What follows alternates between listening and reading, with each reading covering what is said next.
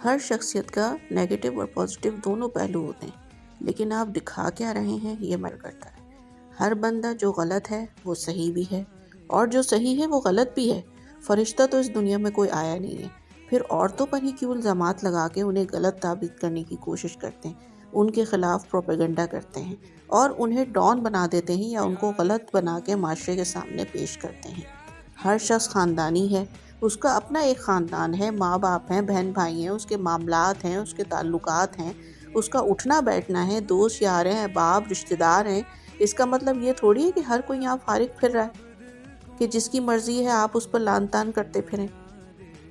سوچیں، کوشش کریں، دوسروں کی زندگیوں میں ٹانگیں مت اڑائیں، دوسروں کی زندگیوں میں انٹرفیرنس بند کر دیں۔ لوگ آپ کی پبلک پراپرٹی نہیں ہیں۔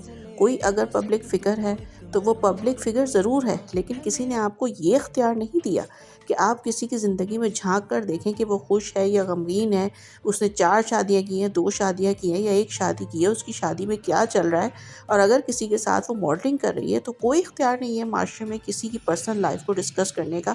اپنی زندگیاں دیکھو، پہلے آئینہ دیکھا کرو، بعد میں دوسروں کو پیار دکھایا کرو۔ تو نے کیا